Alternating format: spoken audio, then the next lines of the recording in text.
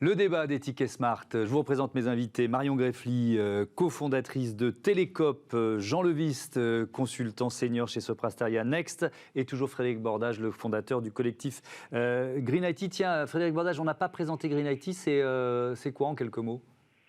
Alors, c'est le collectif historique des experts de la sobriété numérique, du numérique responsable et de l'éco-conception des services numériques. En gros, ça fait 17 ans qu'un ensemble d'experts reconnus au niveau mondial travaille sur la rencontre entre le numérique et le développement durable et comment notamment réduire les impacts environnementaux du numérique.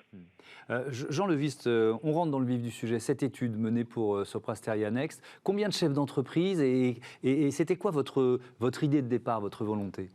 Alors, l'idée de départ, c'était justement de voir quelle était l'application de ce concept qu'on vient d'évoquer, de la sobriété ou la frugalité numérique. Pour ce faire, on a rencontré des postes en général intitulés directeur du numérique responsable. Parce qu'aujourd'hui, le terme numérique responsable, c'est un peu imposé en termes d'organisation, parce que certes, il inclut les impacts environnementaux qu'on a évoqués, mais également les impacts sociaux. On peut penser aux fractures numériques, aux phénomènes d'addiction, de violence sur les réseaux. Et donc, il s'agissait de confronter avec la notion de ce qu'on avait compris du concept et pouvoir, eux, comment ils mettaient en musique dans leur organisation l'idée d'œuvrer vers un numérique qui qualifie le plus responsable, en tout cas pour faire un usage plus raisonné du numérique. Et alors, on trouve quoi ? On trouve des visions finalement assez disparates, c'est ça ? L'histoire des entreprises et la nature de leurs activités a quand même un impact sur la manière dont ils pensent le numérique. Pour faire de manière un peu schématique, là, elles vont poser un curseur entre le numérique comme solution en vue de mener à bien leurs activités, ou résoudre des problèmes de société ou du climat, et un problème, c'est-à-dire tous les impacts qu'on a évoqués. Bien sûr, aucune ne se retrouve dans l'un ou dans l'autre, c'est souvent un curseur qui va être positionné. Et pour cela, on trouve plutôt les entreprises présentes dans le pur numérique, qui elles vont vraiment voir le numérique comme un instrument utilisable, et les acteurs plus traditionnels, c'est-à-dire par exemple l'industrie, les pourvoyeurs de services, qui ont l'habitude finalement d'optimiser leur réseau, d'optimiser leurs moyens de production, qui vont essayer justement de trouver ce juste milieu entre le numérique comme une solution, mais également comme un problème. Oui, donc ils ne donnent pas forcément la même définition au mot sobriété ou au mot frugalité. Marion Greffly, on va avancer, mais je vois aussi que vous présentiez Télécope, c'est particulier. Oui, bien sûr. Alors Télécope, c'est le premier opérateur télécom coopératif, vocation écologique et solidaire. Nous, on est parti d'un constat, celui qu'a décrit Frédéric Bordage, qui est le fait que le numérique, c'est une ressource qui est limitée, de par ses impacts environnementaux et sociétaux. Et c'était important de pouvoir poser finalement dans l'environnement des télécoms un opérateur télécom qui est attaché à l'intérêt collectif, puisque c'est le fait même d'être une coopérative. On a dans nos statuts le fait vraiment de défendre l'intérêt collectif et de proposer surtout d'être force de proposition pour faire des propositions aux autres acteurs du télécom pour aller vers cette transition écologique et solidaire. Puisque Frédéric Bordage l'a dit tout à l'heure, il y a aussi... Le numérique, c'est une formidable opportunité d'accélérer la transition écologique et sociale. Nous, on ne le nie pas du tout dans notre activité. Ce qu'on pose comme question, c'est plutôt de savoir quels sont les bons usages qu'on veut faire de ce numérique. Et notamment, comment est-ce qu'on fait pour s'assurer que dans 20, 30 ans, on puisse toujours accéder à cette ressource dont on a maintenant besoin de manière obligatoire, puisque le numérique est présent partout dans notre vie. Mais on a cet enjeu de pouvoir pérenniser finalement cet usage ou à la lumière finalement des enjeux de transition écologique et sociale qu'on connaît aujourd'hui. Oui, c'est pour ça que c'était important et on souhaitait que Télécope soit présent dans ce débat parce qu'on est au cœur des usages. Est-ce qu'il y a de plus en plus de clients qui sont séduits par cette promesse de sobriété ou qui même la recherchent prioritairement ? Alors oui, tout à fait. Donc, Télécope a été créé depuis un peu moins d'un an. On a lancé la première offre sobriété il y a un peu moins d'un an. On a plus de 2500 abonnés aujourd'hui, alors qu'on est aujourd'hui petit, on est encore peu connu, bien évidemment, puisqu'on en est à ce niveau stade de développement. Et ce que nous, on constate, c'est que les personnes qui nous rejoignent, elles le font bien sûr parce qu'elles souhaitent ancrer le fait du débat à la sobriété numérique dans le paysage, mais aussi parce qu'elles veulent faire évoluer leurs pratiques. Puisque notre forfait, qui est assez particulier sur le marché des télécoms, c'est à la particularité de facturer au réel de la donnée mobile consommée ses abonnés.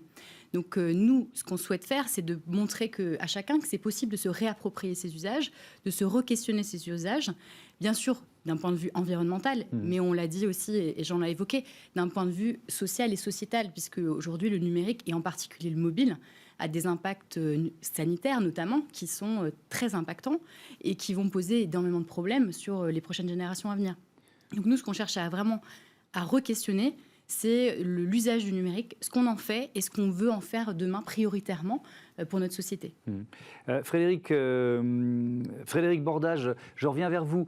Là, on parle des usages et c'est assez intéressant parce que le numérique, il est apparu dans nos vies finalement il y a assez peu de temps. On s'y est habitué très très vite. Est-ce que vous pensez qu'on peut facilement se déshabituer de certains de ces usages parce que justement, ça fait finalement relativement peu de temps qu'ils sont apparus dans nos vies ?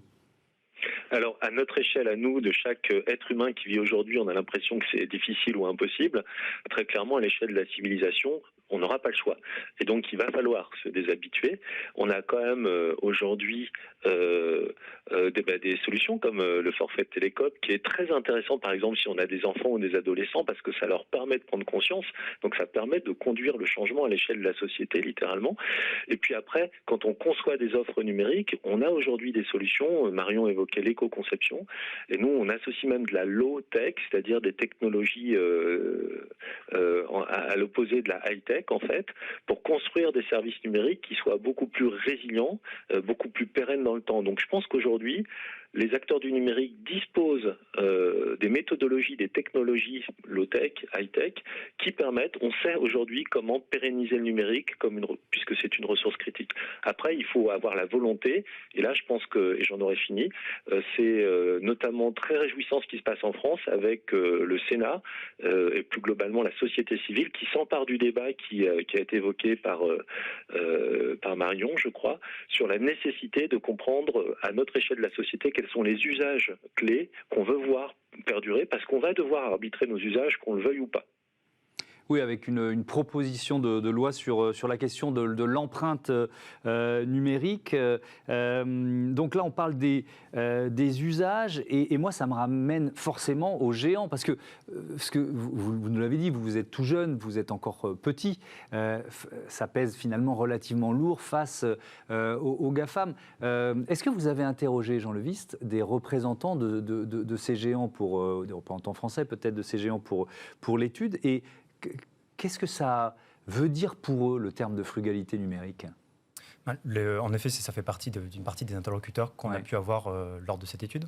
Et comme j'indiquais, en tant qu'acteur du numérique, on va dire de pure origine, clairement, le numérique pour eux est un outil à utiliser dans toutes ses possibilités afin de pouvoir le mettre à bien, notamment des politiques climatiques qui, en général, chez GAFAM, sont assez ambitieuses en plus. Oui, mais alors ça, personne autour de ce plateau ne nie les usages et les usages bénéfiques du numérique. La question qui est derrière, c'est la question de l'obsolescence programmée, de cette habitude finalement qu'on a pris les uns et les autres, parfois de faire des heures de queue pour avoir le dernier modèle de téléphone, Marion Greffly. Ça, c'est quand même un changement de mode de pensée, de logiciel.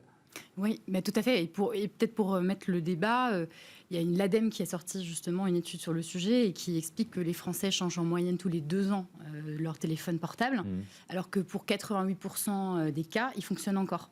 Donc c'est exactement ce que vous décrivez, c'est-à-dire qu'il y a le fait vraiment d'être poussé au renouvellement. Donc ça, c'est un discours commercial et marketing qui est très lié finalement à l'activité actuelle, en tout cas des opérateurs télécoms. Mais je pense que ce qui est possible de montrer, c'est que c'est nécessaire aujourd'hui de montrer ces coûts cachés en fait, environnementaux. Je pense qu'il y a vraiment cette notion qui nous le démontre dans un certain nombre de baromètres du numérique, etc., notamment de l'ARCEP, qu'il y a un grand nombre de Français qui ne sont pas au courant, tout simplement, de ces impacts numériques. Et c'est assez facile à comprendre quelque part, puisque le numérique, c'est quelque chose qui est intangible, au même niveau que l'électricité, par exemple. Il y a encore une dizaine d'années, on avait du mal à comprendre concrètement d'où venait cette source d'énergie. Le numérique, c'est pareil, c'est quelque chose qui est intangible, qui nous entoure, mais pour autant qu'on n'arrive pas à vraiment bien mesurer. C'est immatériel, c'est gratuit, c'est nomade. Donc Exactement. tout ça, ça incite à la consommation, d'une certaine façon, même sans y penser. C'est ça, et en plus, le marché tel qu'il est aujourd'hui, qui se construit, il pousse aussi vers des abonnements mobiles avec un très gros paquet de données mobiles. Donc, on encourage davantage encore à la mobilité. Donc, en fait, le marché, de manière générale, est tourné vers ça. Donc, et Frédéric Bordage en a parlé, il y a le législateur qui commence aussi à se saisir de ces questions. Donc, bien évidemment, c'est une des portes possibles pour aller plus vite vers la sobriété numérique. Et nous, le modèle qu'on défend avec Télécope, et de par la coopérative, c'est aussi le souhait de donner aux citoyens le fait la possibilité finalement de co-construire un opérateur télécom qui leur ressemble, puisque c'est une entreprise qui appartient à ses sociétaires sur le principe de une personne est égale à une voix. Et ça, c'est aussi un levier assez important pour réintéresser les citoyens que nous sommes à cette donnée qui est si importante en fait pour les prochaines années à venir. Frédéric Bordage, cette question des GAFAM, du poids des GAFAM et des usages et de nos usages de leurs produits, est-ce que l'argument que vous donniez tout à l'heure, c'est-à-dire finalement les matériaux, les métaux qui permettent de fabriquer les ordinateurs, les portables, les tablettes, ça va disparaître à l'échelle d'une ou deux générations, comment ils intègrent cette notion-là ? Aujourd'hui, honnêtement, les acteurs du numérique ne l'intègrent pas. C'est-à-dire que tout le monde fait l'autruche. On a pourtant des alertes régulières sur les stocks disponibles, sur les pénuries. On voit qu'en ce moment, il y a des pénuries, par exemple. Des études publiées par la Commission européenne sur les pénuries de certains matériaux. Mais pour l'instant, l'ensemble des gros acteurs GAFAM et autres de l'industrie numérique sont pilotés à 6 mois, concrètement, avec des volontés de performance financière à 6 mois.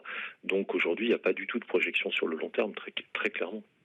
Alors on va se demander maintenant comment inventer de nouveaux usages du numérique. On se projette dans 10 ans, horizon 2030, on va plus loin avec ITK Smart.